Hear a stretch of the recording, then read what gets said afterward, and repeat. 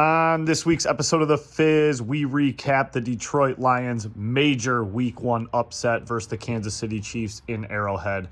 After that, we talk about the rest of the NFL in Week 1 and then look ahead to Week 2 and how the roof is going to blow off in Ford Field with everyone wearing masks. After we talk about that, we talk about the tragedy that is the Mel Tucker era before closing with a little snake draft of the best concessions that are out there at stadiums. Before we get into all that, while we may have Kool-Aid coursing through our veins, the drink I want to talk about is Michigan-based Vosa. The RTD vodka beverage has just hit shelves this summer in a big way. If you haven't tried Vosa yet, go give them a try. They have vodka waters if you don't like carbonation. And then if you do like a little carbonation and a little more flavor, go try their Highline, which is 7% alcohol by volume. Vosa. Enjoy the finer things.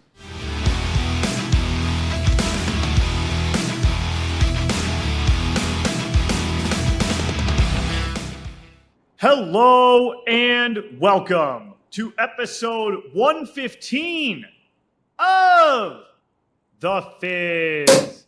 Thank you all for being here. I really appreciate you guys tuning in and listening. It's me and the Chan Man today, and boy, are we excited to do this episode, especially after what happened last Thursday. Channy, how are we doing? We're doing great, Frank. We're obviously missing the third amigo here today. Ice Cold Brew Lou down in Dallas, learning how to hang Christmas lights. So good luck to him. I don't know why you have to fly halfway across the country to learn how to put up some lights. But nonetheless, Ice Cold Brew Lou is a man of adventure, and he wouldn't ever pass up an opportunity to get on a plane and go halfway across the country. No, not at all. And I'm going to give him the benefit of the doubt and say, number one, he saw what Dallas did to the Giants on Sunday night, and he knows that we have Dallas on the schedule later this season. So he's laying groundwork.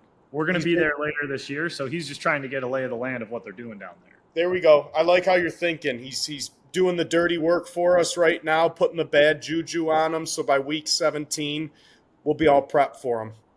Yeah, no, he's very He represents himself better on this show when he's not on it. We help him. Oh, man. So, good weekend. Had a weekend with the boys up north. Probably my final up north golf weekend of the summer. Crazy to say that it's already the end of the summer. But had a good weekend with the boys. Celebrated one of our best buddies' bachelor parties. So got away in the middle of the woods. Literally no service at this place. We only had Wi-Fi, so couldn't take calls, couldn't place calls, kind of just in the middle of the woods, disconnected with 20 guys here for the weekend. So good weekend, and it really felt like it wasn't summer anymore. The weather, football, it just felt like it's fall. So it was almost like a changing of the guard, and this was the official first weekend of fall. What'd you do this weekend? Yeah, well, absolutely. I remember, texting you a few times and getting some green bubbles. So good to get away. Couldn't agree more. Weather's turning. Today was like the chilliest day, since summer started. This weekend, the one thing I will note, went out to dinner downtown Detroit and visited the newly remodeled, refurbished, brought back to life Book Tower. Okay. Which I can confidently say is the most beautiful and spectacular building in the city. They spared no expense reviving this thing. It is back from the dead.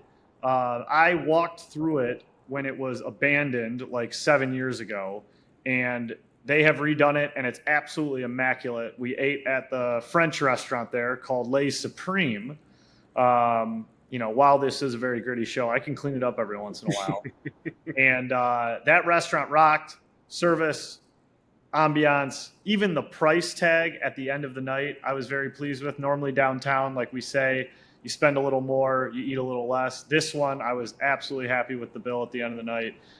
Les Supreme, downtown, Book Tower. If you need a date night, that place rocks. I can't say enough good things about it. So is the Book Tower the same place as the Book Cadillac? Or are they in the Yes. same neighborhood? Or Well, okay, so my dad said this. I'm going to Google this because he was like, "Oh, are you talking about the Book Cadillac?" And I just always called it the Book Tower. So I just want to. okay, So no, the Book Cadillac is the that's, hotel, right? yes, Yes, it's the hotel. It's the okay, Westin. yep, The Book Tower is down the street to the left, right next to Detroit City Apartments on Washington there. And it kind of has like an L shape to it. It's got like a tall tower and then a side building to it. okay, But it rocks. So if you get a chance, go check it out. It's beautiful. Detroit architecture brought back to life. They kept some of the old, made a lot of it new. Good shit. Good shit. good. A+ to that project. Lay Supreme, Book Tower, weekend getaway when the Lions aren't in town. I'll put that as a note. I had a question for you, though, before we jump into football because it's been bothering me. So Please. we're seeing it in the stores. We've seen it in the stores, and it's starting to creep up around the neighborhood and in some friends' houses. Is it too early to put up Halloween decorations? Um, September 13th, I would say yes. I would say it's too early, but you're talking to a guy who has a skeleton on his front door right now. So I think it's too early, but I don't make these kind of decisions in my home. So between you and me, Chandler, it's too early. But if my wife is listening, it's never early enough to put up Halloween decorations. No, exactly. What's the story behind the skeleton? Like, is it decor? Do you keep it up all year? Did you forget to take it down? Like, give me the backstory on this one. Well, growing up as a Halloween decoration, we have this like plastic skeleton. It just kind of hangs. Like I don't know, it's kind of cool looking, but it was just like a childhood skeleton that my mom always put on the door, and she's since passed the torch to my wife now, who we now have the skeleton. And it's just like a Halloween door decoration. It's not like over the top or anything. It's just like it's kind of a cool little like memento to spooky season, but I wouldn't put it up on my door till October 1st, but it's been up at our house for a week. So okay, so it's a Cerise family heirloom. I guess now it is. It's now passed down one family, so I guess now it's an heirloom. Gotcha. Mm-hmm. So it's sentimental. There's a backstory behind it. You just tell people you got a skeleton up all year round, they're going to think you're a freak or freakier than you already are. But it's not now up all that year you round. know it, Yeah, it's not up all year round. That would be nuts. We're not. That would be nuts. But it's early. So what do you think? What do you think about Halloween decorations? Early, I think late? it's way too early. It's way too early. I mean, for me, the absolute earliest should be the first day of fall. First day of fall, we're still about a week away. I think if you want to actually do, Halloween early, for me, you can't put Halloween up in the summer.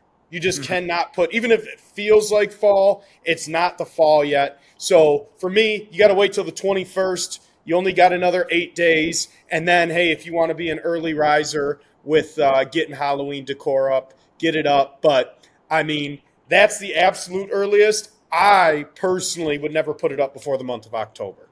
Yeah, that's me too. But, that's not my department. So That's not yours? So there's a skeleton up at the house. Rumor has it you have a better eye on design than your wife. Don't do that. Don't do that right now. I think that's the bell to get into football. I think that's the bell. So, Speaking of skeletons. Yeah, we just cleaned out some over this last week. Very cathartic win. Detroit Lions, Thursday night football, 27 plus million people watching on TV, the most viewed live television event since the Super Bowl.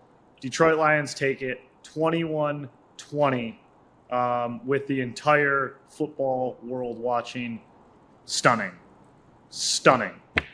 Absolutely stunning. And I felt this way now for the second straight game. So week 18 last year in Green Bay, I felt like we were going to win that game the whole time, whether we were up, down, tied. I just felt confident in this team and that we were going to pull it out. And I felt this way Thursday as well. We had some patches in the first half where offense really didn't go anywhere besides one drive the first half. We didn't have things go our way. I know we had that call where it was a tripping when the guy got bulldozed, and they called tripping on the guy who got absolutely planted on his ass. So things weren't going our way, but I kept saying to myself, like, this team's different.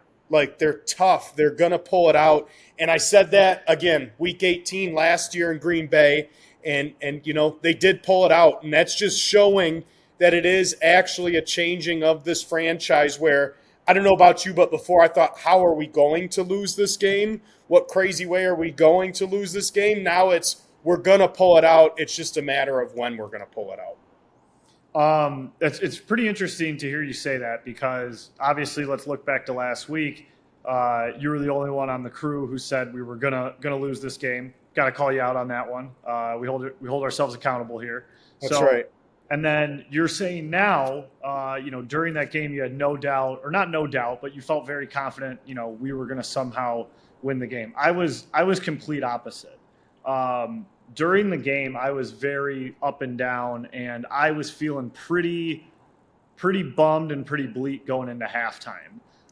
It felt like we blew some opportunities, gave the ball to them. They marched right down and score, and then we were just giving the ball right back to them after half. Yep. And, that stop right 3 and out after halftime was, like, to me, one of the most understated, biggest sequences in the game, just to, like, stop that bleeding before it got out of control. Because if they would have went down, 2 scores, maybe 10 would have been okay, but I think 2 scores would have been really tough to get back in this game. Yes. That's not what our offense is suited for. We like to play, either from just barely behind or ahead, seeing that we're a run-heavy offense, especially at this point in the season with who we have playing and whatnot. But, it's interesting you say that because, we came out and I thought the same thing. If they score here, it really turns the tide. But, it really did turn the tide at the start of the game. I know you were on live about it, was that 4th down fake punt in our own territory. It doesn't get any more Dan Campbell than that. What were you thinking, and what was your thought as far as that fake punt went, and really what that shows as far as him as the coach and what this team believes in themselves, going for a fake punt inside their own 20 in the first quarter? Dude, no bullshit. Head to toe, I have chills right now. Just even you saying all that, like, no joke. Head to toe chills thinking about it, because, like, number one, I don't think any one of the 27 plus million people watching that game called that. I don't think if you tell me someone called that, I will call bullshit. It was the second Lions drive of the game. It was the 3rd overall drive of the game, and it was after a Lions 3 and out. And they were on their own 17 at 4th and 2 in Arrowhead early in the game versus, versus the best quarterback in the entire world. No one in the NFL, no head coach makes that call besides Dan Campbell. I don't care what anyone fucking says. Dan Campbell's the only guy that makes that call. And It's one of those things where I know no one in the world knew it was going to happen before, and then he does it, and you're like, holy shit, I kind of forgot how nuts he is. So What it said to me was, number one, Dan Campbell is true to himself. All the going for it on 4th down and risky plays last year was not gimmicky, just because we were like a half bad team for half the year. It wasn't gimmicky shit. This is how he coaches. And number two, it's just like, it fully embodies the identity of the team, which is this fearless trust that we are a completely new team, and we're never going to do what everyone thinks we're going to do, whether that's in the draft, whether that's signing players, whether that's plays on the field. I mean, it fucking rocked. That rocked. And then on top of that, to march all the way down and score, because who cares if they do it and they have a turnover, they go 3 and out the next 3 plays. Right. They went down, they scored a fucking touchdown for the first touchdown of the NFL season of anybody. So that's, obviously I felt very strongly about it, but I thought it was fucking incredible. Yep. And, when they marched down, a lot of ARSB, we toted them highly here preseason going into this game. I mean, that was probably, I know we had a lot of good performances on the team, but for me, just him with how depleted our core is, how he was the center of attention and still got open. He was the center of attention, scored a touchdown. He was the center of attention, made big plays. I think that was my highlight. If you had to highlight an individual, obviously there's a couple other you could choose from, but ARSB just showing out and talking that talk. And I feel like he's even becoming more and more of like the leader of this team. Yeah, he's that dude. I mean, 3rd and 6 from the Chiefs' 9. I think everyone in the world knew we were going to ARSB. He catches the ball a little bit in traffic, breaks a tackle, finds the end zone. 6-0 Detroit. I mean, he's that guy. He's that dude. And everyone's looking at him, and he's still that dude. Yep. I thought another, if we're handing out that dude awards, David Montgomery, absolute Awesome. bell cow workhorse. He was in the division with Chicago, but I wasn't watching Bears games that much. He's a lot more shifty than I thought. He has way more shake than I thought. I thought he was a true head down, run through you, which he can do, but he was dancing a little more than I thought he did. Yeah, he has a little bit of speed, and I was a little surprised by that too. But to your point, 21 carries, 74 yards. I mean, he just kept it inching down the field. I don't think he had a run longer than 8 yards. Mm-hmm. But to just always give us that 3, 4, 5 yards, put us in 2nd and 6, 2nd and 5. I mean, that's the shit you need to be a successful team, and a successful team with this offense where you don't have the firepower just yet in there. You can't be behind the chains. And to get those 3, 4, 5 yards on first down consistently from him, I thought that set us up perfectly. And I think you maybe wrote a blog, I thought I saw it on the website, about how Montgomery signing was absolutely the right call over Jamal Williams. And I think that stands true even more so after week 1, not just because of what Montgomery did, but because of what Williams didn't do in week 1 as well. Yeah. I mean, Williams put his heart and soul into the team. That was great. All fine and dandy.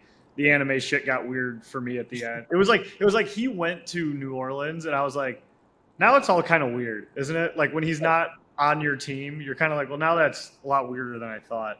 Yeah. But yeah, I mean, truly, I didn't want the Lions to pass the ball in the second half. I just wanted them to keep running because I felt like Montgomery was picking up no less than 2 or 3 each time.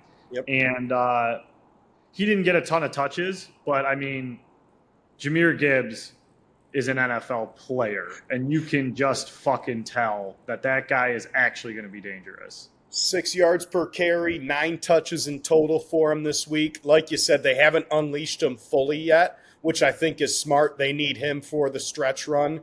But, I mean, you saw the burst. It was like he hit the corner and hit the hole and was 5 yards upfield before anyone had a chance to even touch him. So I think he's got a ton of potential. Speaking of young guys, Laporta had a couple good catches early. I think he's going to get more in the mix as the year goes on. And we had some fun with them. I'm glad Ice Cold Brew Lou isn't here, but Brian Dawkins Branch with a huge play in the second half, taking that pick 6 to the house. The young guys showed out, and Campbell, although he didn't play a majority of the defensive snaps, you look at our first 4 picks from this year's draft, they all played, and they all played a part in that win on Thursday night. Yeah, I mean, you can run down the list. Jahmyr Gibbs looked explosive. We can't talk enough about him. I mean, outside of the speed and the shake and the hands, like he's got like some size and some strength. He broke some tackles. Like if he doesn't slip on the turf, he's got his first NFL touchdown there. Mm-hmm. No doubt in my mind. He's got him beat 5 yards to the outside. Number 2, you mentioned Jack Campbell. He made a fantastic play, knocking a ball down over the middle. Opening his hips, changing direction. Beautiful highlight reel play. Laporta, like you said, I thought really good hands. There was a tackle that he should have broke. This is from a guy who was like 5 beers deep, saying you got to break the tackle from the strongest guys on earth. And then He was the last. And then, yeah, like Branch, like you said, I mean, just taking that one to the crib. Obviously, he had to make a pretty athletic play to reach back and go get it. But that kind of leads me to, you know, great things for the Lions there. Gritty win. I don't think either team played to full potential. They both looked a little like rusty. Yep. And the Lions got breaks that they shouldn't have got. Like, I truly believe if Kelsey's in that game, I hate to say we would lose, you know, but that's a completely different game. I mean, how many times do you see Mahomes extend a play, scramble around, and then he finds Kelsey just sitting on an island 15 yards down the field? Yep. And he was doing that, but they were slipping through his receiver's hands. Yep. Yep. And they had, 3, maybe 4 drops. I mean, not deflected balls, not contested, like 8 drops. And I think, 4 were like, I mean, it was like, I'm not kidding, me and you could catch those. Yeah. Now, we probably couldn't sustain the hit and take it to the ground, but we could catch the ball. So definitely agree with your statement. You know, maybe a B- game from the Lions. A lot of things still to work out, but nonetheless, we can say, hey, this could have happened, that could have happened, this person played that. That's football, right? You're never 100%. You know, after week 1, if you're lucky enough to be 100% in week 1, for the rest of the year, you will never be 100% in the National Football League. So good W. Glad we got it. But obviously, a lot of season left. Big game left this next week coming up with a team that's pissed off because they underperformed. I'm sure we'll get into that here in a couple minutes after we recap the rest of week 1. But it's a good start, and it's a start at that. Yeah, absolutely. And just a couple post-game notes from the Lions and just commentary and all of that. Just one thing in the game that I feel like we have to talk about is Jawan Taylor wiggling, shaking, jumping every single play. That was actually pretty fucking crazy to watch. I'm sure there's like some phrase for it that I'm not smart enough to know. But, like, it was just so illegal, but he was doing – and so egregious, but he was doing it so much, it became normal, and they never called it. It was mind-blowing to watch and listen to Tirico and Collinsworth, like, openly joke about it. And they're laughing and joking, and, like, we're just pulling our hair out here in HQ watching the fucking game. Yeah, it was I don't understand that one either. But, hey, we got the dub, right? That's all that matters. Ski masks come next. Shifted more so into the bigger picture from week 1. Obviously, a lot of big storylines from week 1, starting with a team that I thought was going to win the AFC East and a former foe.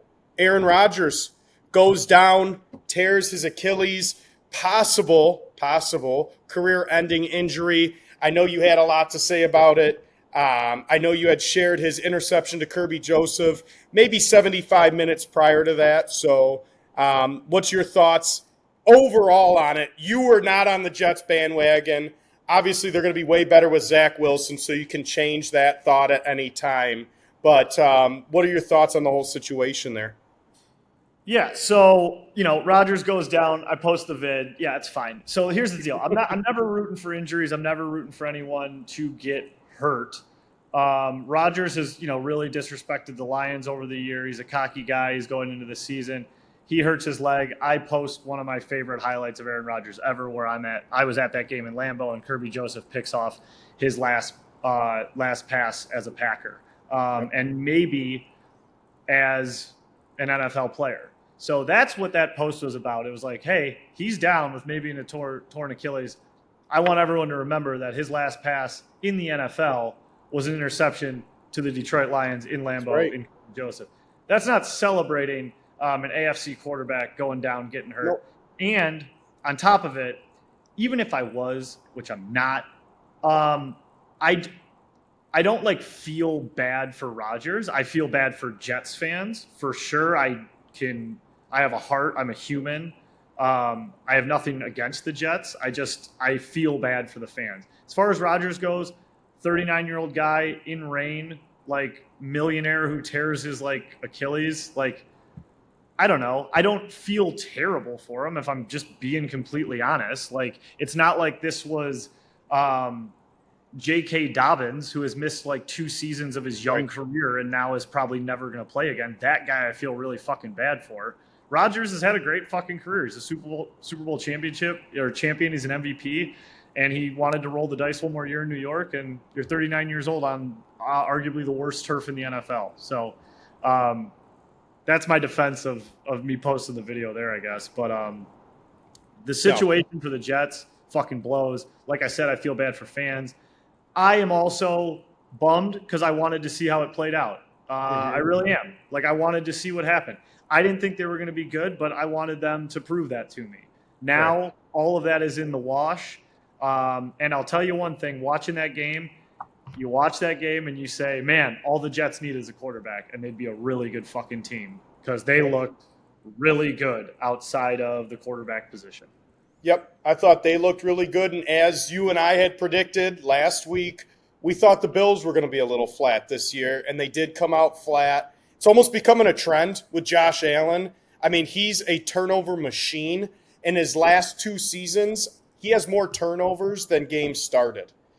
So he's averaging over a turnover a game. And again, just carelessness. He couldn't put up more than 16 points. He couldn't beat a Rodgers-less Jets team. He couldn't beat a team that had the wind taken out of their sails. I know you said it. I echoed the same sentiment. I just think there's something bigger going on there. I think there's some disconnect there. And I think that the Bills have peaked and that other teams, maybe the Bills aren't regressing, but other teams are progressing so much in the AFC that they're just going to get lost in the wash and be fighting for a playoff spot this year. Yeah, and I mean, you miss your windows. Like there's nothing, nothing's promised from one year to the next. And like to have, like I said last week, have Casey on the ropes with 13 seconds left to go to the AFC Championship or to go to the Super Bowl, right? Yeah, Super Bowl. Yeah. And you don't really get that chance every year. And I truly feel, and I said it last week, like, just to say it a different way, I feel like Josh Allen just tries to score 9 points every drive. Yep. And he just wants it so bad, and he plays so hard, which I respect the hell out of. But it's just not sustainable or smart, and it doesn't work. So I hope he's able to, like, learn and calm down. But, I mean, he's like trying to hurdle linebackers on 4-yard gains, and it's just and he's throwing bombs like to no one, and it's just 4 interceptions after a doink field goal to tie it from 50 plus out and receiving the kick in overtime. No excuses. None whatsoever. Another thing that we can relish with that we were correct about is that the Bears stink. They're not bad. They're god-awful. They're bottom 10, or at least that's what it looks like. We called it. Justin Fields is a fraud. He's not a quarterback. I don't see him as a good young quarterback. I see him as a quarterback that can use his legs and can't throw. They got absolutely steamrolled and embarrassed by the Packers over the weekend. In Soldier Field, I thought the Bears were one of the bottom 3 performances of week 1. Without a doubt. I think they're absolutely – I mean, if you want to go benefit of the doubt and say week 1, which makes no sense, you're at home. He's in his 3rd year, Fields is. If you want to give them the benefit of the doubt and say, okay, whatever, but if they're truly that team, they're going to be flirting with that number 1 overall pick. Like, yep. I have no doubt. I mean, the fucking Cardinals looked better than them. Yep, I agree. And it's the same old story. I feel like no matter who they get as a receiver, DJ Moore this offseason, they never do anything when they're in Chicago. It's just one of those things. You go to Chicago, it's like the Tigers closers. Yeah. You could be Joe Nathan, and then you get the Old English Dion, and you're a closer, and it's like you get the yips and lose all control of your motor skills. That's what happens when you're a good receiver and you go to Chicago. It's like you forget what to do. You can't get thrown the ball. They look terrible in all aspects. I don't see how they win 6 games even this year, and I think they're the doormat of the NFC. as predicted. Yeah, they're just bad. And it's so easy to say I told you so, and there's a lot of guys that I've been wrong about. Number one, Jalen Hurts. I didn't think he'd be good. He's sick. He's nasty. I picked him to win the MVP this year. Like, I never had any hope for Justin Fields. Like, Never. none. And I just don't know where it came from, because he runs like a goddamn gazelle, but if you watch him throw a football and make decisions, it's bad. It's bad. It's fucking bad. It's very bad. It's very bad. Well, enough of the bad teams. What was a surprise that you liked in the opposite way? Where'd you say, "Oh shit, I thought this team was either going to suck," or "Holy hell, this player came out and just fucking lit it up week one"? Well, the first thing that comes to mind, which is not exactly what you're saying, but my Dolphins. Yes. I know you're big on the Chargers, and I thought the Chargers looked good too, but even I was like reluctant with that like bold pick, but I just kept coming back to them, and they made a pretty big statement winning on the West Coast in that type of game. I thought hands down, maybe outside of Lions, KC, and obviously we're a little biased there, that was the most exciting. It was the most exciting game. Like, it was better than KC Detroit from just a football viewing standpoint. That was an electric game, and I think those two teams are pretty electric offenses, and you just don't want to get into a shootout with Miami because Tyreek Hill is like getting better somehow. Right. And so I guess in that vein, someone who showed out way more than I ever thought they would was Tua. Tua played so good, and that throw he had to Tyreek over the shoulder, it was one of those phantom plays that you don't even know how he caught it or how the ball got there. Right. And much like you were with Jalen Hurts, that's how I am with Tua. I don't believe him. I'm not going to give him his crown yet or say he's made it, but I just don't see it with him. But hats off to him this week. Played a hell of a game, made the plays when they needed it, put some long balls up in the air on the run that were right on the money. He played about as good of a game as you can, and he won that game for the Dolphins at the end of the day. My biggest surprise, I think I got two this week. One, the Browns. I thought they were going to cover. I didn't think they were going to win 24-3 against Cincinnati. Their defense looked dominant. Deshaun Watson looked terrible, and it didn't matter. Their defense was dominant. He threw maybe the worst interception that we're going to see this year. I laughed so fucking hard, man. I laughed so hard at that interception. I don't know if it went 12 yards or not. I was gleefully like giggling at that interception because I can't stand the Browns. I really hate Deshaun Watson, and like the way he cocked back, and it looked like he was going to throw it 100 miles an hour, and it looked like it got tipped, but like there was no one near him. And it just had no gas on it and went right to the other team. Like, I don't know. Some plays in football, like I texted one of my friends this weekend, like, I forgot how hilarious the NFL can be. Really. And that was like one of those moments for me. It gives you those moments. So the Browns were one of them. And then a former Brown, I thought he had a big win. I know I got razzed on. We're accountable here. Big Baker W. First W in a Bucs uniform for Baker. Big win in Minnesota. I don't think he looked spectacular, but he didn't do anything to lose his team the game, and that was a really good win first week on the road for a Bucs team that rumors were they were just going to pack it in and start fire sailing this year, getting rid of Mike Evans, getting rid of other contracts. They go 1-0 in a very weak division. I thought that was a big surprise for me because I liked them with the points. I can't even lie. No way I thought they were going to Minnesota and bringing that dub home.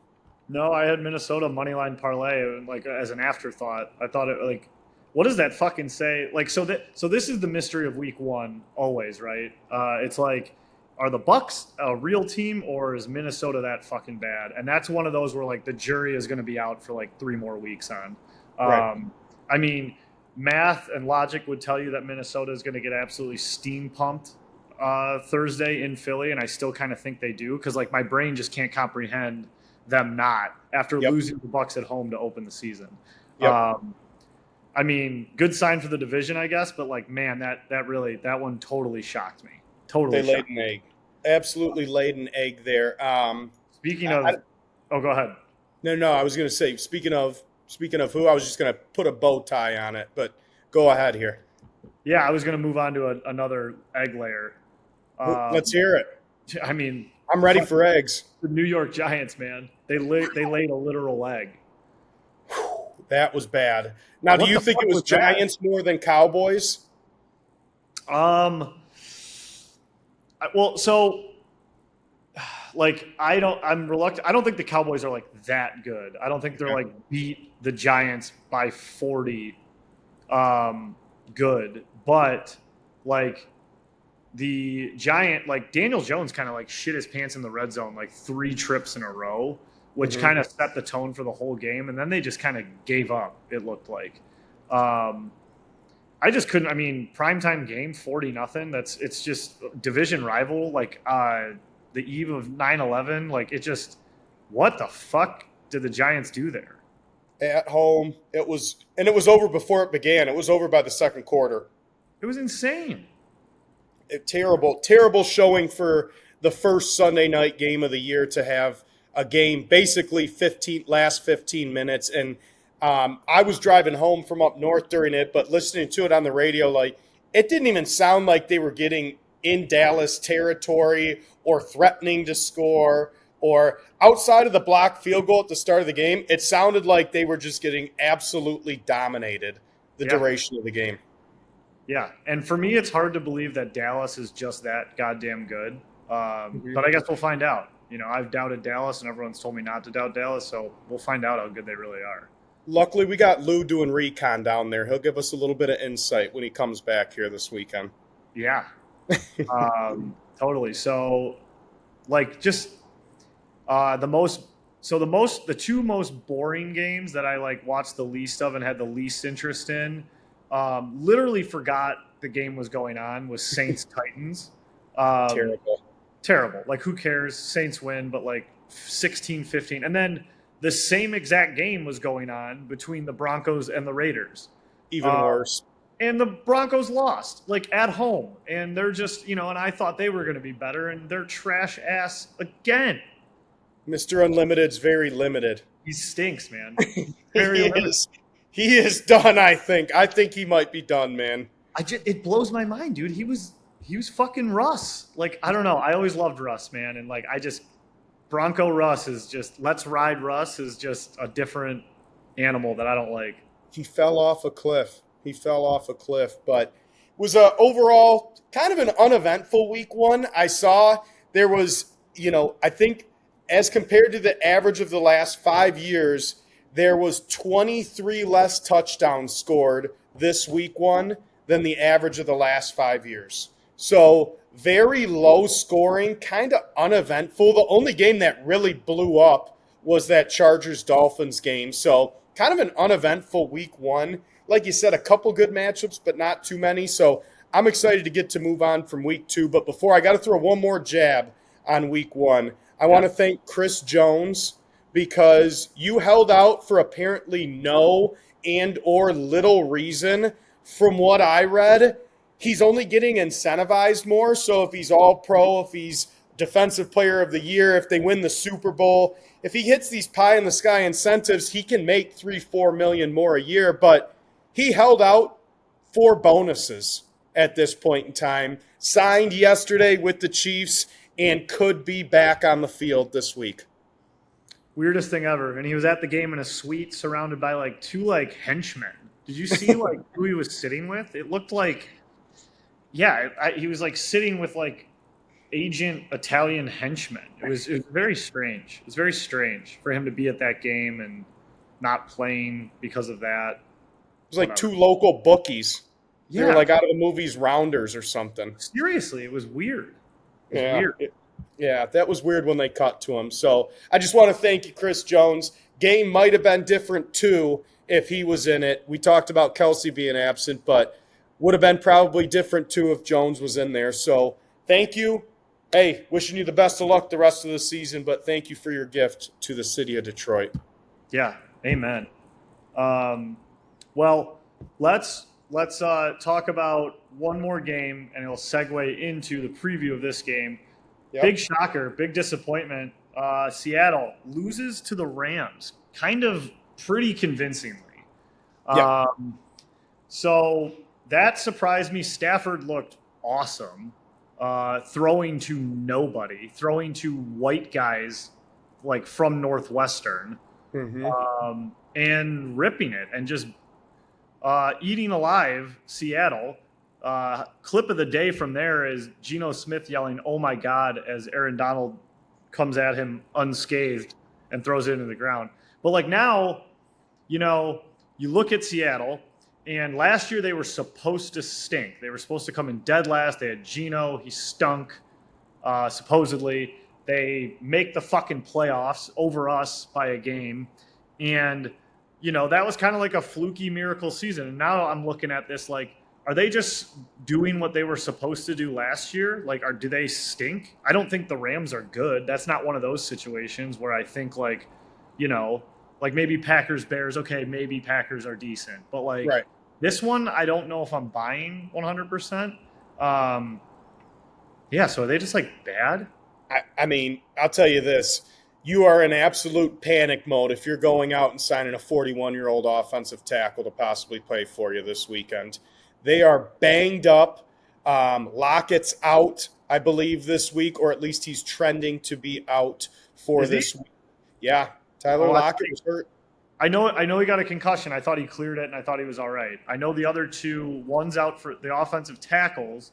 Yes. One of them's on IR, and then the other one has like a bad toe injury. And they signed exactly what you just said, 2 practice squad guys. Yep. So it's going to be difficult this week for them. I agree with you. I think maybe this is the true Seahawks. I guess we'll see. A lot of time left, but we know with no offensive line, you're not going to go anywhere, no matter how many bells, whistles, offensive skilled players that you have. And Geno Smith's not a good enough quarterback. He might be a good quarterback or an average quarterback. He's not a good enough quarterback to make up for the lack of an offensive line and or protection. So I don't know. We've got a lot to discuss coming up to week 2. I know you kind of previewed it on the Instagram yesterday, but we have a big Sunday prepared for the boys at Champaign here, huh? Oh, we absolutely do. We absolutely do. So the boys, hold on one second.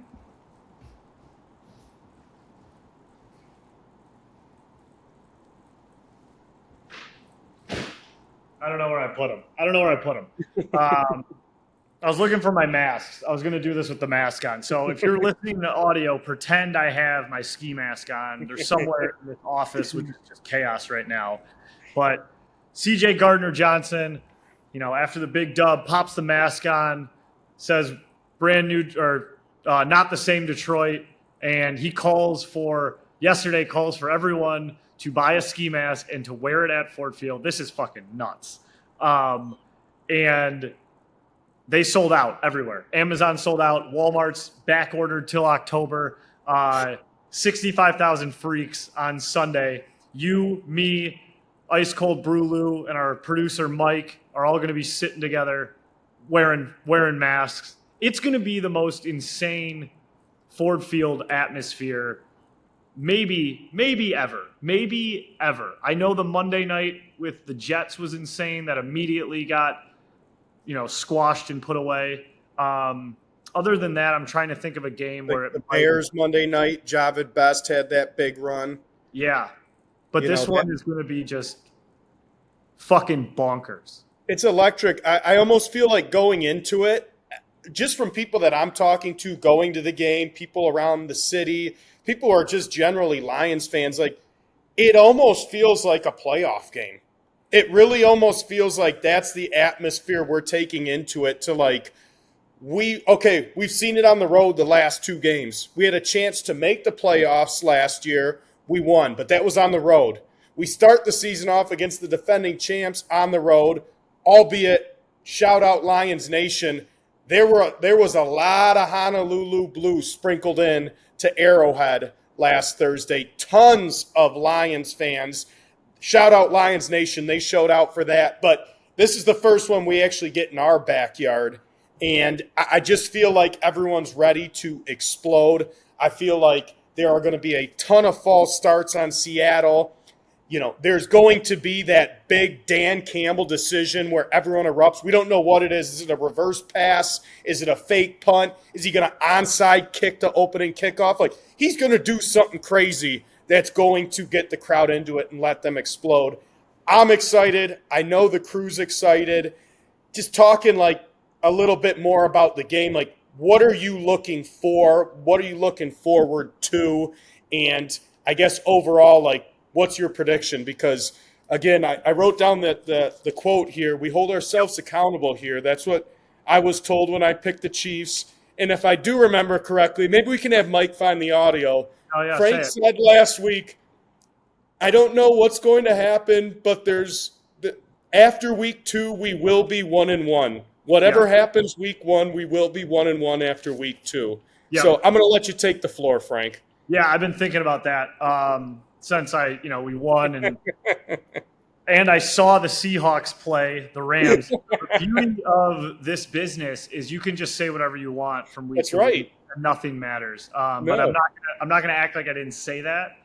But after doing week 1, a week of research, it is hard for me. So part of my brain says this is a trap because the line is 5.5.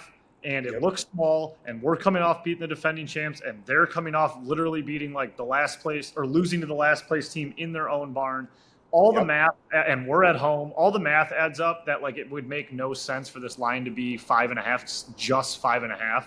It should at least be 6.5, if you ask me. And truly, I think it should be like 7.5. Yep. So all of that in my gambling brain says like this is a trap. But if you just have fucking eyeballs and logic and you look at what Seattle was last week and you look at what we are and you look at the death trap that they're walking into, which is going to be Ford Field, the town, heist, masked up insanity, loudest stadium in the fucking world, week 1, there's no chance in fucking hell I think we lose this game, and I think there's no chance in hell we don't cover.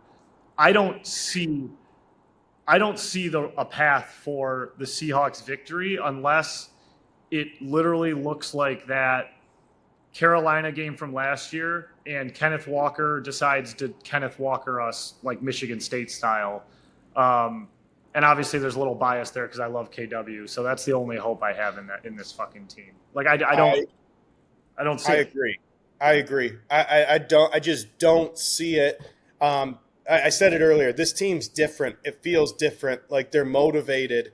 They're not letting their foot off the gas. They got a team coming in this year who, A, knocked them out of the playoffs last year. I'm sure that's bulletin board material.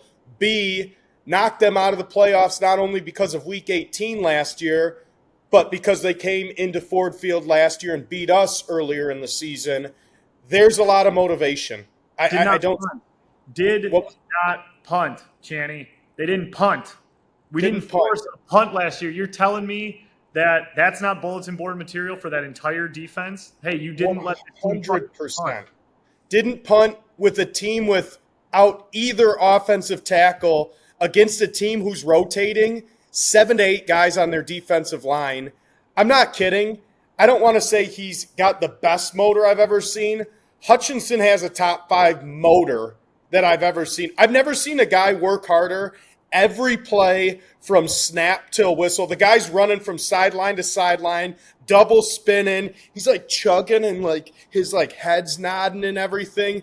Like they are ready. The D-line, I think, is going to absolutely dominate this week. I expect them to jump out to a lead. Seattle has to try to throw. With that, they're not going to have the protection that they usually have. I get what you're saying. It looks weird. 5.5 just doesn't look right. It seems low. With that being said, West Coast team coming to the East Coast for a 1 o'clock game. Home opener at Ford Field with a team who seems to have their head on their shoulder and is absolutely motivated, not only this season, but specifically for this game. I just think it's going to be a beating. I see a 2 to 3 touchdown victory for our Detroit Lions. Yeah, and I hate to just look at the obvious and say that, but I don't know how you can think anything else. it's going to be so goddamn deafening and crazy in that stadium. Yep. They're going to feed off that so much. And you asked me what I'm really looking forward to. Number one, the atmosphere, without a doubt. Number one, just seeing these masks, seeing like a real culture, like forming a new culture of like winning and belief and like excitement and just like whatever. But number two, and it's a close second, I think this is going to be Jahmyr Gibbs' welcome to the NFL. I think this is like when they just put together that crazy fucking play you're talking about, whatever it is, like the crazy play, whether it's the Penei Sewell fucking jump out, whether the fake punt. This is going to be a Jahmyr Gibbs thing where, fucking I could see like Amon-Ra throwing him, having him 30 yards down the field and Amon-Ra hitting him on an hour. Fucking crazy. So Jahmyr Gibbs, welcome to the NFL, and you're going to hear it here first. I'm 1 for 1 so far this year. I said Amon-Ra first tug, Jahmyr Gibbs first tug, first drive. Heads are going to fucking explode in that place when Gibbs, has a 13-yard fucking scamper, breaks a tackle or breaks someone's ankles and puts us up 6-0. It's going to be bonkers. You heard it here first, people. The first touchdown props aren't even out yet on FanDuel. So I tried to place it today, and it wasn't there. So when the market opens, get ahead before we move the market. Fast Hands has Jahmyr Gibbs' first touchdown. It's funny you say that in my notes. My prop for this game was just Jahmyr Gibbs' anytime touchdown. I didn't go as bold. I didn't get as bold, but I love Jahmyr Gibbs' anytime touchdown in this game. I also believe that that's going to happen, and they're going to feature him a little bit more this week to get the crowd involved. Yeah, and even if he does, anytime is for sure a lock, and even if it's later in the game just to get the crowd, everyone wants Gibbs to score. Everything on the internet was like joking, why don't they give Gibbs the ball more? Why aren't they using him more? Like the best meme I saw was, Ben Johnson said, like, we're going to use Jahmyr Gibbs in some very unique ways that people haven't thought of. It was that quote, and then, like, it said, like, how are they using him? And it was a picture of the bench, which I thought was very funny because that is a unique way that no one thought we'd use them. Yeah, for sure. My other bold prediction that I have written down, they will introduce the defense, not the offense, and CD will be coming out with the blue mask on, the last player introduced out of the tunnel. Fuck yeah. I love that. Someone actually texted me that as well. I hope they announce the defense first. CD wearing the mask, that's got to be a fine that I'm sure he'll just pay. Yeah. I was curious if Amon-Ra wearing the black last week was a fine because he was the only one spatted in black.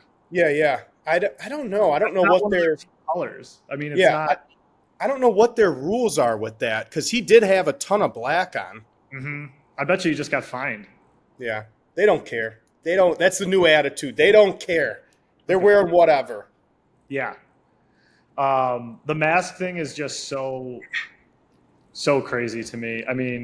It's going to be bonkers and like it's going to be so nuts.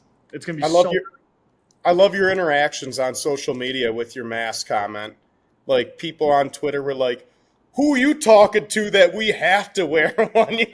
There's a lot of people mad. It's like and if you go on TikTok, it's actually like a full bloodbath. Those are always the meanest comments. A lot of people are like, "I don't have to wear a mask," I don't need to dress up like an idiot. I don't need to do this. And it's like, hey, you do you. I don't actually mean don't show up if you don't have a mask. I don't mean that. I'm just saying it with conviction, and you can do whatever the fuck you want. I'm going to have a mask. Am I going to wear it the whole game? Probably fucking not, because I will faint. I have fainted before from overheating. I'll be drinking. I'll be hot. I don't want to faint. But third and long, masks up, baby. Masks up. That's right. And I was just I wasn't like bummed. I'm not bummed. This is like it's like a selfish way to say it, but like as soon as he did that mask thing, I went online and I bought like a bunch of masks. And I was like, this is going to be a thing. I did not expect him to tell the whole fucking One Pride Nation to mask up for the game. Yeah. Hey, it'll still be good. So we both have the Lions winning. We both like Jahmyr Gibbs. We will be downtown all day. That's the plan, right? The Champagne crew going downtown all day. We're going to bop around at tailgates. Frank, I know you want it. If you see us, come talk to us. We're normal guys. For me, hey, this is a side gig. This is all fun. We're one of you guys. We're one of the people. So we'd love to interact with you. Might have a Kool-Aid on us or two. Might have an alcoholic beverage on us or two. But we look forward to just really, and I think you could touch on it more, Frank, but really just encapsulating the environment that Sunday is going to be around and inside the stadium. Oh, yeah. I mean, originally we weren't going to go to this game, and I got offered some tickets. Shout out Sorgi Brothers on that one. I said I'd shout you out, but I'll do it on the story as well. We appreciate you. Shout out, Sorgis. Yeah, Tony and Mike, appreciate you guys. We just want to be a part of it. So it's our first time doing the man on the street during the tailgate. Normally I'm just a straight boozer hanging out there, but now I'll be, having a few drinks, interviewing some people out there. We'd love to talk to you. I'll have some stickers to give away, maybe some Kool-Aid packets. Who knows? We'll get some content in the game, and then, afterwards we'll have some video content for you guys to watch. So make sure you're sharing. A lot of merch sales today. So if anybody's listening out there who bought something, or even just listening, period, I thank you so much. Like, this is just a lot of fun, and we haven't even started week 2 yet. So it's great. And kudos to you, man. It's not, people aren't buying the shirts because, I hate to say it, because they like you or like they want to be a part of it. Like, those are some nice shirts. Like that Bill 4 Tough, like that is a great play on everything. The Dan Campbell line, what is it? Not the same old Detroit or brand new Detroit. Not the same Detroit with the CD mask. Like these are great lines. I mean, we're getting so much bulletin board shit here now with the Lions that like people want to be a part of it, and you're putting out great products for it. So kudos to you and the team at Champaign for supplying the garb on Sunday. Yeah, no, it's fun. Winning cures everything, huh? You know what I mean? It's amazing. I wouldn't know with this team. Yeah, it's amazing how cool phrases look when you win, because it would be pretty cool. That line that what was it? Bob Quinn had. What was it? 9-7 isn't good enough. Right. Ain't good enough. That's really cool if you win like 15 games for the next 5 years. That's a really cool quote. But if you don't do it, nothing's that cool anymore. So if we all mask up on Sunday and lay an egg in a game we should win, it's not that cool anymore. So got to back it all up, which the Lions are doing so far. That's right. Well, we got 2 guys on here. I'm sure Ice Cold Brew Lou has a very similar sentiment. Lions going to take it. Lions going to take it down this Sunday, and we hope Monday morning you get a good idea of how our day was in downtown Detroit. Yeah, and the plan for the Fizz is to record after Sundays, but we've all made the decision that we're not going to record after attending a game. One, we're probably not going to want to be in the best state to do that, and 2, literally my videographer would have way too much work to do during the day. So we're not going to record when we go to the game. That's the new rule, and it's just going to keep evolving. Okay, I need a final score prediction out of you, Channy. All right, I said 2 to 3 touchdowns, right? So I'm going to go right smack dab between it. Lions 34, Seahawks 17. Aiden Hutchinson, 2 sacks. Jahmyr Gibbs, anytime touchdown. I love it. You said Hutch 2 sacks? 2 sacks for Hutch, yep. Fuck yeah. All right. What are you looking at? Very similar to you. I think I'm just going to put a little flair on the final score. Little art to it. I'm going to go 31-13, 3-1-3 if you blend the ones. Everything's coming up Detroit. I want to be up 17-0 after the first quarter and, just have it turn into a party and everything's fun after that. But, still an NFL team. It's any given Sunday. I am talking way too far in front for a game that does on paper. If you just had team 1, team 2, it looks like a trap, but I'm going 31-13. I would be pretty damn shocked, as I'm sure everyone else would, if they did not pull this one out. I agree 100%. And although we're not doing the Fizz, we got the content, and keep an eye out. We should be having some updates throughout the day as well as things happen, much like you did last week. I'm sure you're going to put on some great content for us, whether big things happen at halftime, whatever it may be. But keep an eye out this weekend. If you're not fortunate enough to go to the game, you're going to feel like you're at the game if you're following Champaign. Amen. Should be good. Should be good. All right. So we just did our full NFL recap, Lions look ahead. Let's get 2 picks. Yep. Each of us for the week. Yep. Yeah. So I'll let you lead off. Go ahead, Chan. All right. I'm going to start it off. Now, I usually don't do this, A, because I don't like big spreads in the NFL, and B, because when it looks too easy, it seems to be too easy, and you have to go with the other team. But on this one, I ripped on them earlier. I don't think they're going to be great this year, but I like this spot. And I'm talking about the Buffalo Bills hosting the Las Vegas Raiders, laying 9.5.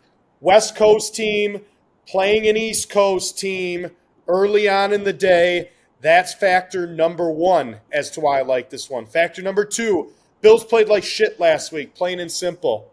Factor number 3, Jacoby Myers hurt for the Raiders. Raiders didn't look that great last week, eked out a win. I wasn't very impressed by them. I think the Bills are going to go off in this game. I think they have a 5+ touchdown game. Give me the Bills minus 9.5 at home against the Raiders this weekend. Okay. Yeah. Good pick. It's one of those where the line is so big they almost have to cover it. Yep. And one thing I did mean to do before we got started, and a little awkwardness on the order here, so I do apologize. Wanted to recap what we did last week. So last week, the whole crew went 1-1 except my dog Hank. He picked Dallas, which was the lay down bet of the week. So shout out to my fucking dog. If you guys don't know what I'm talking about, every Sunday 10 a.m. you're gonna have a betting show with me and my dog, and then I feature the picks from Channy and Lou on the story. But Chandler last week missed on Chargers -3 hosting the Dolphins, and he hit on a pick I hated, which was Browns +2.5 at home versus the Bengals. So 1-1 for him. On my end of things, I used the same logic Channy just used, but with the Steelers, the line made no sense to me that I thought it had to make sense. It made no sense. Steelers looked like a bottom 5 team as well, but San Fran looked like a Super Bowl contender. They beat the shit out of the Steelers. So I missed that one. And then by the skin of my teeth, I hit Jaguars -4.5. Colts ended up shitting their pants at like the 3-yard line to save that spread. So was glad to hit that.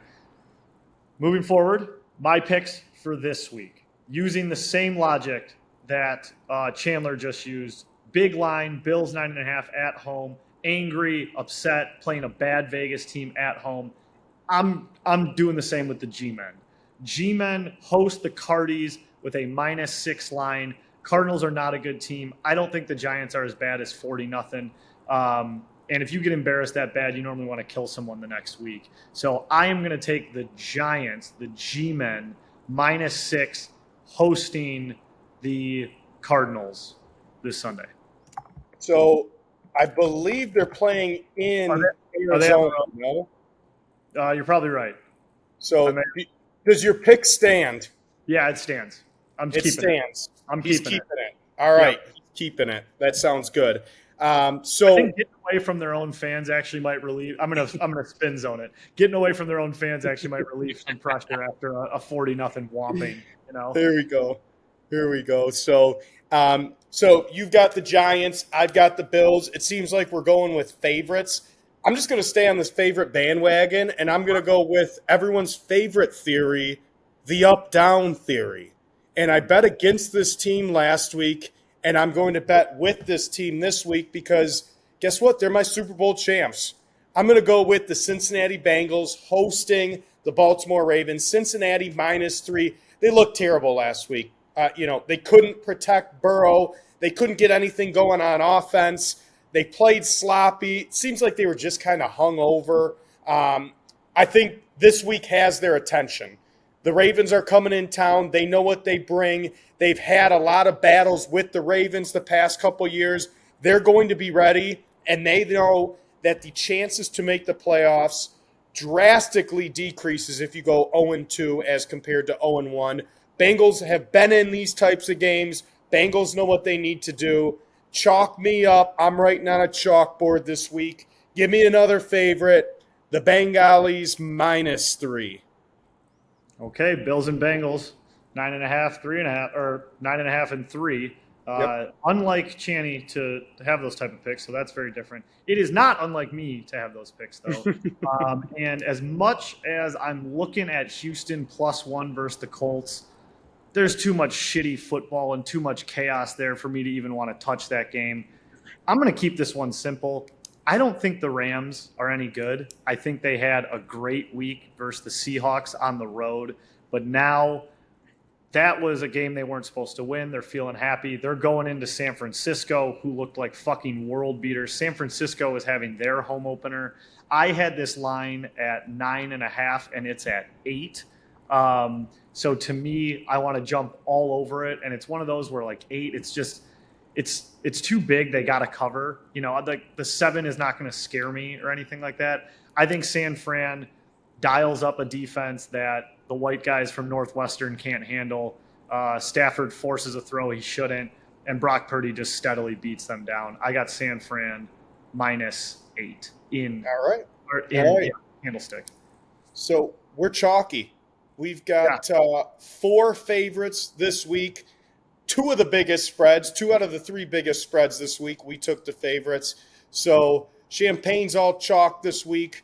That's how we're riding it. We know what happens early in the season. The sheep win early. Vegas gets cracked. Take the favorites. Take the easy picks early on.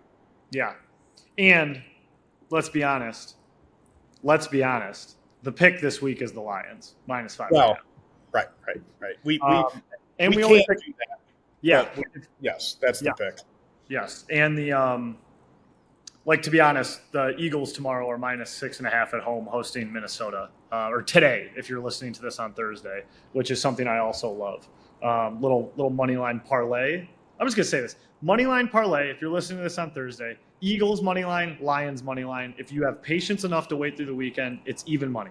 It's even money for Eagles, Lions money line. Whew. That's wisdom. That's a 2-unit. That's a 2-unit from Fast Hands there. So I like it. I like it a lot. That'll be for the early listeners. They get that little deal. There we go. What was the other thing you said earlier about the listeners that listen on Thursday? I thought we had something earlier in the podcast where you got a little nugget if you listen to it on Thursday, but I don't know. We'll figure it out. Bad memory. That's our NFL talk for this show. I want to briefly touch on – I want to bring the show down here. Not because I want to. I don't want to do this, but I feel like, we're all Sparties on this show, and if you don't talk about it, it's kind of bullshit. You can't just talk about the stuff you like and not the stuff you don't like. So Mel Tucker investigation comes out, or USA Today article comes out. He was, he's jerking it on the phone, talking to a former rape advocate or a former rape victim who now turned advocate that's hired by the school to help out, and she's accusing him of sexual harassment. It's the worst.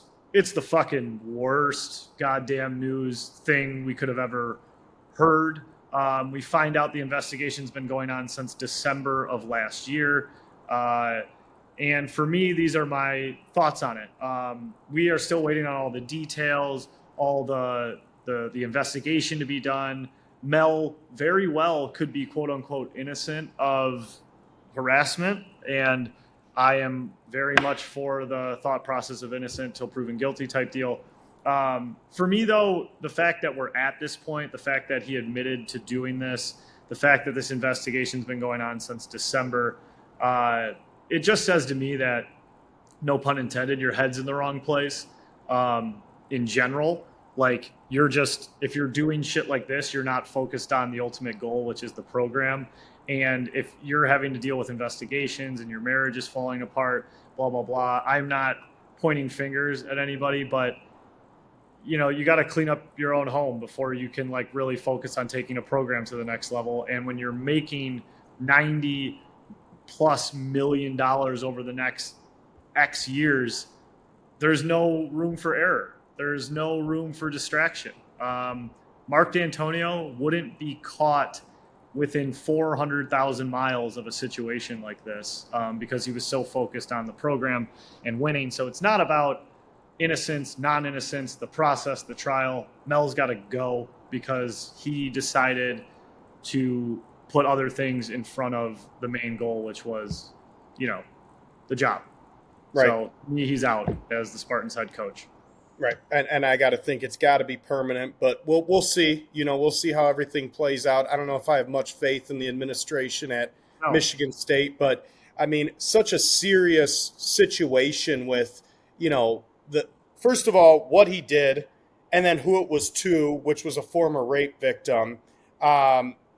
This is probably the most serious crime outside of murder in our society. And you might not be guilty of a crime, but you're guilty of stupidity. Mm-hmm. And stupidity puts you in bad situations. And for him to ever think that, A, you could just do this in general with someone who you were working with through the university, and then B, who this person is and what has happened to this person in the past, you're guilty of stupidity. And whether that's warrantable to fire him, I don't know his contract. I don't know the legalities, although I did see verbiage that if he is to bring any bad publicity or any negative publicity to the university through public actions, some verbiage like that, that is a clause in his contract as an out from the university's end. I find this whole thing weird. I feel like just bits and pieces are coming out. And like you said, the investigation has gone on since December. This isn't new. It seems like it's just dragging out. And even since it broke Sunday morning, we're kind of getting bits and pieces. We're kind of not. He said he didn't do it. He did do it. It was consensual. It wasn't. It's just all muddied. And I can be honest with you, I really don't know what to think at this point in time. All I know is he made a stupid decision and he should pay for it. That's what I do know. On the criminal and legal end, I don't know that. I'm not going to pretend to know that. On his contractual end, I'm not sure. I just know he's supposed to be a leader of men. He goes into the homes of these kids. They're kids when he's recruiting them. And he looks at the parents in the eye and he says he's going to take care of them and grow and develop them. And then he does shit like this. You can never, in my opinion, regain the trust, at least at Michigan State, that you did have, especially with the players that you recruited. So your sentiment's the same as mine. I believe that he has coached his last game as a Michigan State Spartan, and I believe he should have coached his last game in a Michigan State Spartan. And it just seems like we're hitting reset just once again.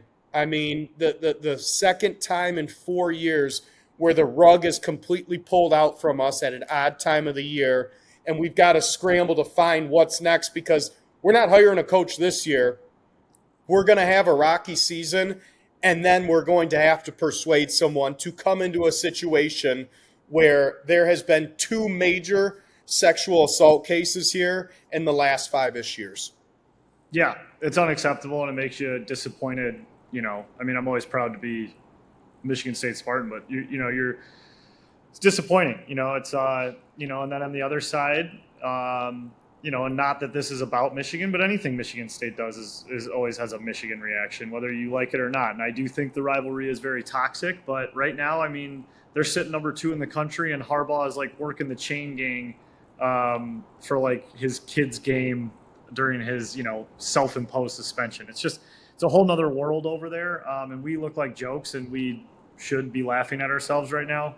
But I mean, exactly like you said, like whether he's guilty, whether he's innocent, whether it was consensual, whether it's a crime, whether it's not, like I just think his mind is elsewhere, and it's not on being the elite football program that we know we can be. So he's got to go.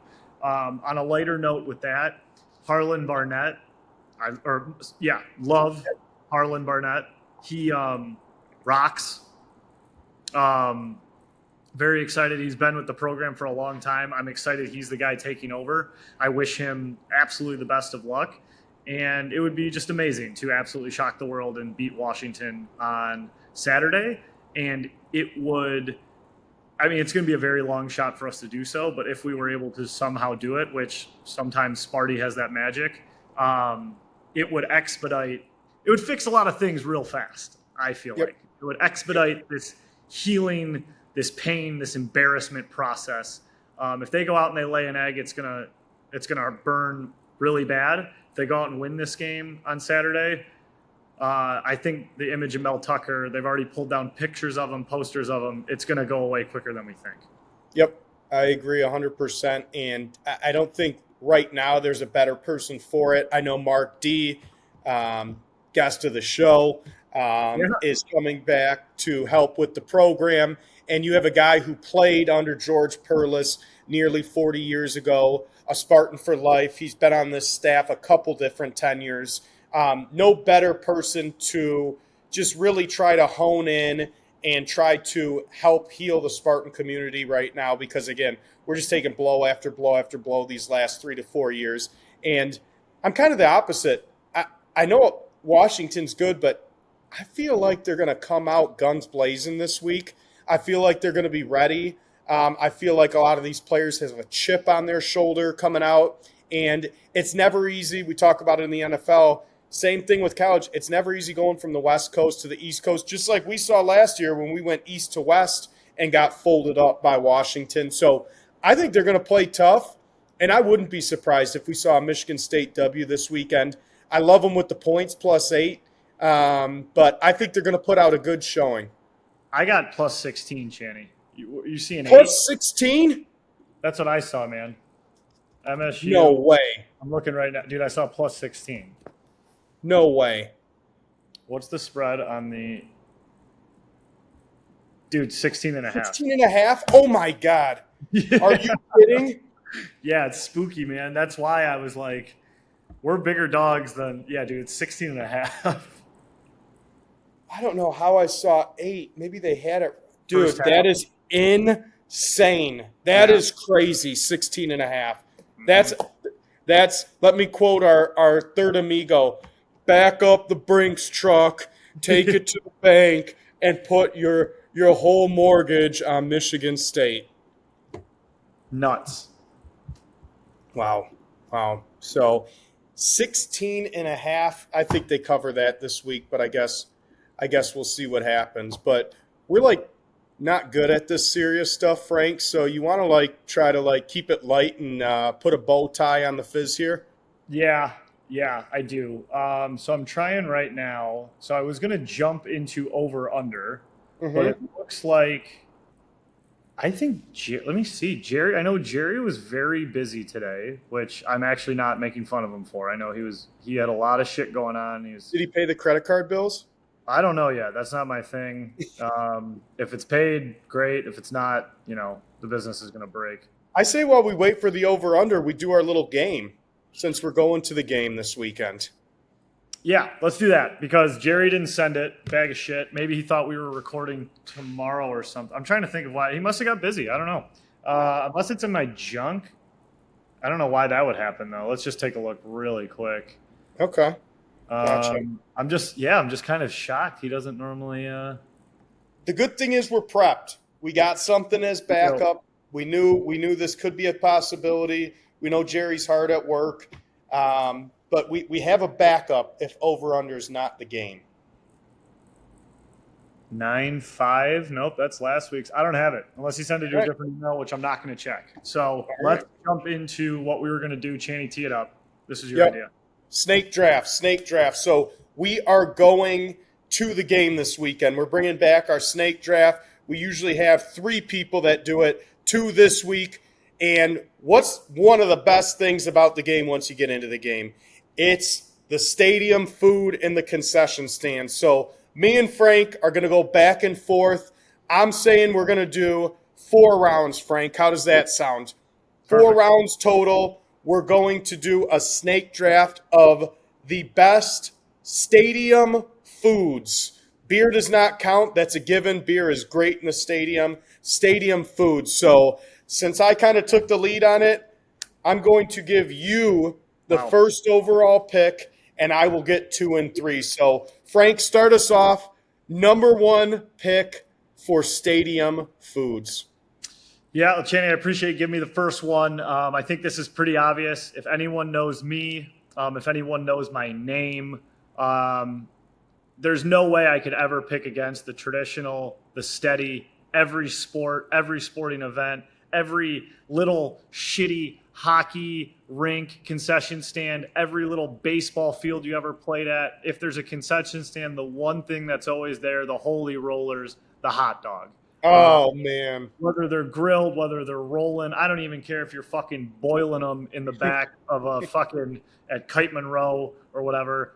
The hot dog, something about it at a Wings game, a Tigers game, Lions game, it just tastes different. I can never recreate how good they are at home, no matter how hard I try. I don't even know how long they've been sitting on the grill. The hot dog is king, whether you dress it up, go dry, Chicago style, Coney dog. The hot dog is the undisputed number 1 sporting concession in my book. And I'm named after it, the Frank. I thought you were going to say it. I thought you were going to say that. So, great pick. That is the staple of stadium foods and a very worthy number 1 overall pick. The steamed bun. The steamed bun gets it for me. It's the GOAT. It's the GOAT of stadium foods. You got to get 2. That's the only qualm I guess I'd have is I wish the dog was 3 feet longer because you eat them in 3 bites. It's just you suck them down. At least I, for fun. One for the walk back to the seat. One while you're at the seat. Exactly. So hot dog goes number 1. All right, number 2 overall pick for stadium foods. It's a little complicated, but you got to go with it. You know what I'm going with. The nachos. Wow. I love nacho chips. You got the cheese on the side. You got the salsa on the side. And you got the jalapenos up on top. I get jalapenos. Probably just second place behind how frequently I get the hot dog. So I'm going to go with nachos as the number 2 overall pick. I need to comment before you get to third overall. 100%. Channy, I got it circled here in my notes to make a note that nachos at the stadium are overrated. Wow. Overrated. I am not a nacho guy at the stadiums, and maybe I just feel like when we were younger, if I ever got them, it was just a lot of salty chips and they weren't covered enough as much as I wanted them to be. And maybe the cheese would get hard on me. I never was a nacho guy because I felt like I would just end up eating plain tortillas is how I felt. Maybe they're better now, but you stack nachos higher. You need to make them wider. They need to come out on a tray. They need to be on a large tray. Sure. I love nachos, but in the stadium, not for me. You got to use 2 hands. There's too much going on. It's on your lap. Sorry. Too hot to handle for you. That's all good. I like the taste of it over the inconvenience of it. So I'm going nachos number 2, and it really doesn't matter where these come in because I get 2 in a row. So I'm going distant cousin of the hot dog with pick number 3. I'm going with the Italian sausage / bratwurst. Wow. I mean, nothing like it. I mean, like you said, it just kind of hits different at the game. You got the Italian sausage, handheld, easy to use, a little bit more girth than the hot dog, fuels you up a little bit more. Love the Italian sausage, so I'm going to come back with Italian sausage as the 3rd overall pick. I respect that. The Italian sausage is always a ballsy pick because you're choosing tube steak, right? And to pick that over the hot dog when you have the opportunity for a hot dog is ballsy. It's ballsy.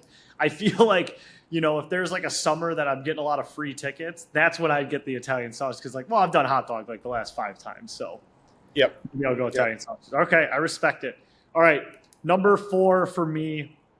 And this one is more LCA Comerica Park specific, but the sentiment still stands. And those are the two stadiums I go to probably the most. I got to go with the pizza slice, the super slice, the super slice.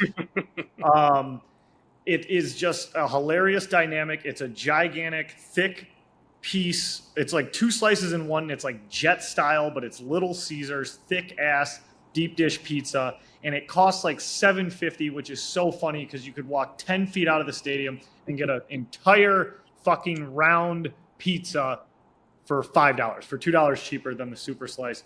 But there's nothing like that super slice. That's something you can actually eat if you're hungry. Like, hot dog's not going to fill you up. Super slice could actually get you some of the way there. So super slice, without a doubt, from Little Caesars in those two stadiums is my number 4. It's kind of chalky right now. As far as my rankings go, those were 4 out of my top 5 right there. So we're kind of on the same wavelength here. You get the 5th pick coming back on the snake. Who you taking at number 5 for stadium foods? I don't feel like I'll get called for a technicality here, but if you feel like I need to, you let me know. Okay. But I don't want to stray too far from the family. I had hot dog number 1.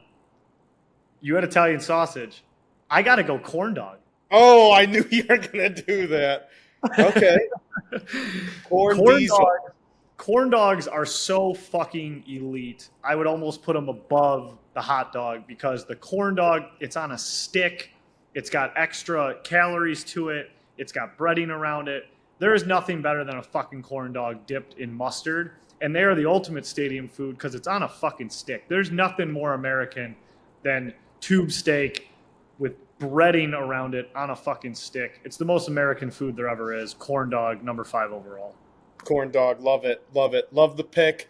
Number 6 overall. So I'm going to go a little risky on my second one here. I'm going to take the one that I think we're all thinking at number 6 here. Let's go plain and simple. Get it at the carnival. Get it at the stadium. Hell, you can get it at Target. Give me the pretzel with the side of cheese. Yeah. Give me the pretzel with the side of cheese. Again, I don't love the whole logistics of dipping and putting it in the cheese, but God, I love a pretzels with cheese. So I'm going pretzel with cheese at number 6. Big salt guy too. I mean, salt, right? Yes. Okay. Some people like wiping it off. I mean, sometimes you get too much and you got to, but like people who like don't want it on there, I'm like, what are you doing? No, I'm a salt guy, so I'll eat it. I'll give me as much salt as you need to. But pretzel with cheese is one of those staples. And then I'm going to go a little off the radar. I had a couple more we could talk about after the draft, but I always go back to this one. Okay. And I used to get it at the Palace. You can get them at your local fairs.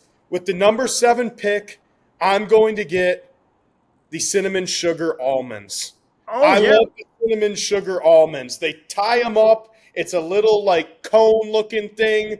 They're easy to eat. You dump them in your mouth. It's a good little sweet tooth. I feel like I only get them, like I said, at the fair or at the stadium. And like I said, it's a nice switch up. I'm like loading up on the sodium with my Italian sausage and double salted pretzels. So I need to kind of bring it down a little with some sugar. So give me the cinnamon sugar almonds at number 7.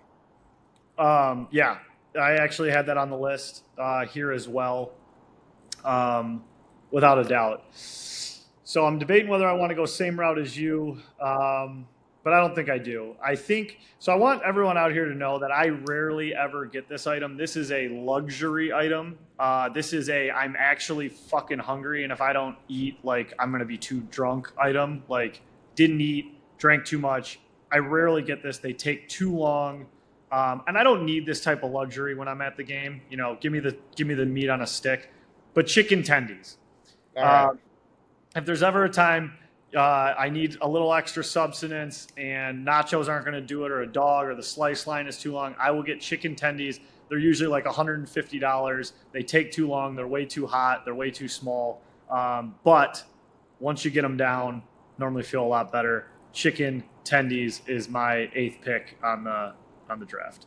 So to recap, we've got Frank with hot dog, not just a pizza slice, but the super slice. Yep. Corn dog and chicken tenders. I'm rolling with nachos, an Italian sausage / bratwurst, the pretzel, and the cinnamon sugar almonds. Some honorable mentions, in my opinion.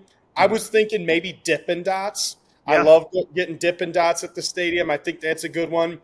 Only for Tigers games I like this, but those like little frozen lemonade cups or frozen lemon cups, those are fucking awesome. Yeah. And then something I don't like anymore, but I liked growing up, cotton candy. I loved the cotton candy growing up. And you can't forget the classic. I don't know. It's so cool. You can just throw shit on the ground. The peanuts. Yeah. Yeah. So I had the note I was going to make for my honorable mentions was peanuts for sure. That was always me and my dad cracking the peanuts, throwing them on the ground. This goes back to my point, which I made about Fenway. At LCA, maybe even not even Ford Field, like LCA especially is what I'm thinking of. It like feels too clean to throw the peanuts on the ground. I feel wrong about doing it. At the Joe, it was like welcomed. Just throw them on the fucking ground. Who cares? They're not going to clean the place anyways. So that's how I feel about peanuts. Cotton candy, absolutely, as a kid. One thing I would always get at Joe Louis Arena, we would go in the back stairs entrance, and to the left immediately was the Little Caesar stand, and they had frozen Cokes. I know that's a drink, but I would always get a frozen Coke as a kid, and that fucking rocked. Another sweet treat that I would get quite a bit going to Wings games growing up, I would get the Toll House ice cream cookie sandwiches. Wow. That was like something I would get as well as a kid that I have fond memories of. And then I also had the toasted almond note in here as well. But yeah, like they have all these crazy things now. Like, oh, try this at the game. It's like a fucking waffle on top of a fucking brisket on top of this and that. Like, I don't need all that. I just need like a shitty concourse, a dirty floor, and a hot dog. That's all. Amen. I need. Amen. Yeah. Grease, salt, and fat. That's what I want at a game that I can hold in my hand. Yeah. Yep. And then beers. That's it. All right. Well, that's episode 115. We got done with our draft. The Fizz team is headed to Ford Field on Sunday. Me, Channy, Ice Cold Brew Lou, producer Mike. We're going to be there. We're going to be excited. We'll be tailgating, bopping around. If you see us, come say hey. As always, if you are listening to this, Spotify, Apple Podcasts, watching on YouTube, share it with somebody. Tell them about it. Suggest the new podcast to them. Follow Champaign Athletics everywhere. Support the store. We appreciate you guys, as always. It's been a lot of fun, and we're only 2 weeks in. Long way to go. And just thank you. Thank you all for listening. And we will see you next week. Go Lions. See you.